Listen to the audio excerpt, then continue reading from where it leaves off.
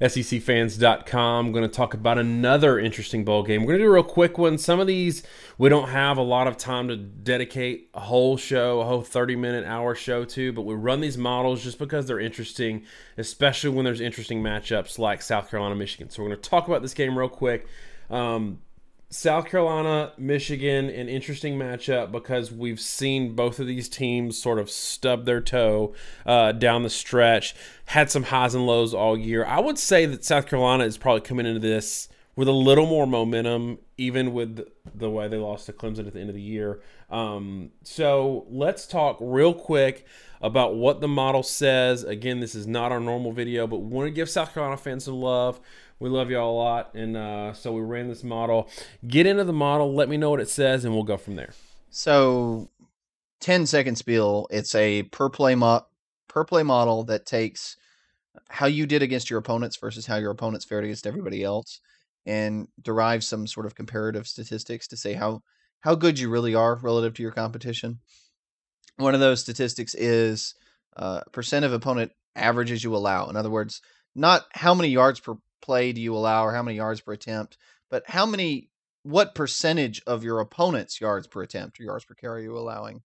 And I think what's interesting this year is there's a big perception that South Carolina is very, very good defensively, or at least quite good under Muschamp. Really not all that true. They're giving up 89% of opponent rushing averages and 94% of opponent passing averages. Really, 90 to 95 is, I would say, average, above average. 95 to 100% is perfectly average, and that's like nationally. 90 to 95% is solid. Really, they are pretty good against the run at 89%. And I do mean just kind of pretty good. And 94% is basically perfectly average against the pass. A lot of stuff's been hidden statistically because they are one of the fewest.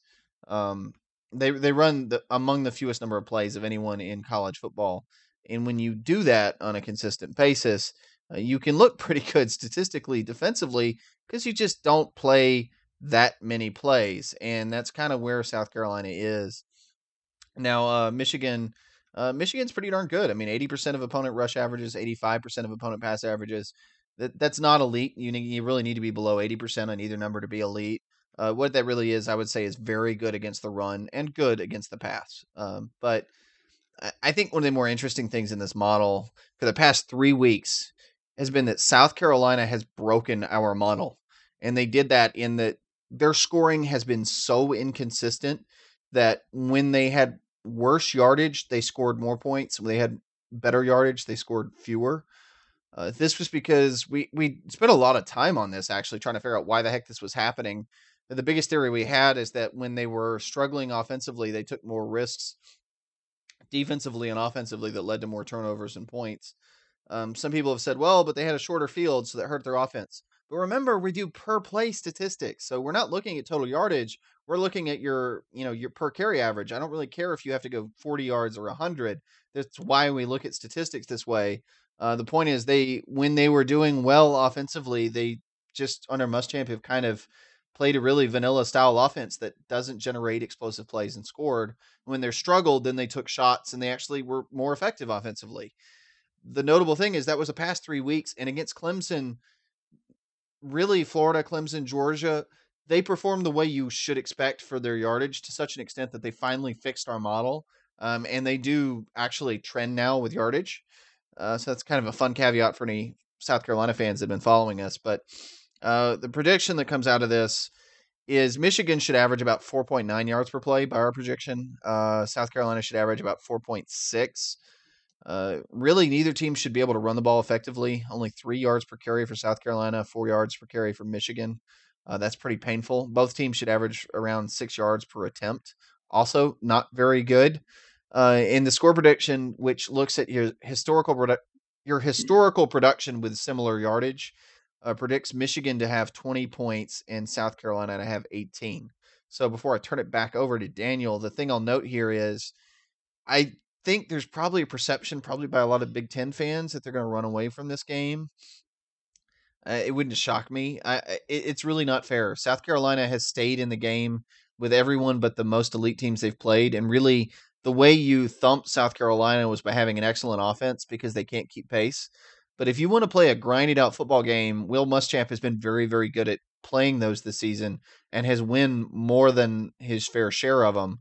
So even though Michigan in our model is favored by 2, I think it's very notable that this is really a coin flip game. And anytime you're scoring 24 points or less, we talk about this all the time, you're really talking about a couple turnovers or a fumble or one fumble recovery, one pick six, determining the outcome of the game. This is a very tight game that could absolutely go either way. We're talking in the past about how it's hard when there's not enough data points from teams from other conferences playing one another. And yes, we actually have one this time with Florida.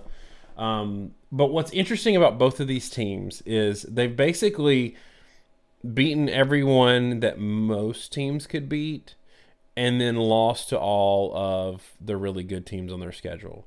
So that's what makes it hard for me. I think Michigan, and it's tracking with the numbers, I think Michigan's better defensively than South Carolina, which is, again, like you said, maybe not to expectation for what we think about when we think about South Carolina. But I do kind of like the Jake Bentley factor in this game. I think they have a little more at quarterback. But I'm going to go ahead and give my gut score. I'm not wild about this matchup for South Carolina. So you think it's a coin flip game. I think Michigan's got just more talent than South Carolina.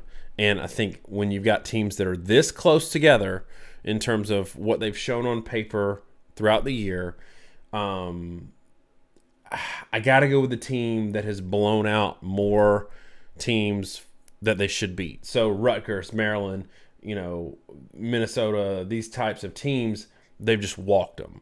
Yes, they lost to Penn State and Michigan State and others, but they're walking these other teams. And South Carolina can't really say that. So give me Michigan 24, South Carolina 21. I hate to do it. I love the Gamecocks, but I got to go with Michigan on this one. Yeah, I'm not too different now. I'm actually going to pretty much stick with the model. I think it's like 21-17 Michigan over South Carolina. But, there's some positives here. It's possible that Rico Dowdle comes back for South Carolina. It's possible that Crosby comes back.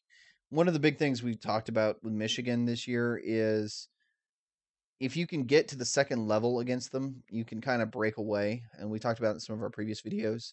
You talked about the Jake Bentley factor. Michigan has the potential to give up explosive plays. They tend to either give you nothing or everything. And it's really not a bend but don't break defense. It's more a bend and sometimes break defense, if that makes sense. And most of the time they're successful not giving up anything, but they do have issues tackling in the second level, I think, quite badly if you can get back there. So that to me means that this is a very volatile game, and I think it actually could be quietly one of the more fun. As much as you think it's going to be a defensive slugfest and could be really ugly, and it could be, I think it could also be one of the more fun games of the season in that you could have 2 or 3 big drives that sort of go back and forth, and something wild could end up causing the result. So what was your gut score again? 21-17, Michigan. All right, y'all. Anything else in this game? Nope. All right, Michigan fans, South Carolina fans, you know what to do in the comments. Give us your score predictions. Give us your MVP. Have it out. Just back your points up with data. Thanks so much, y'all.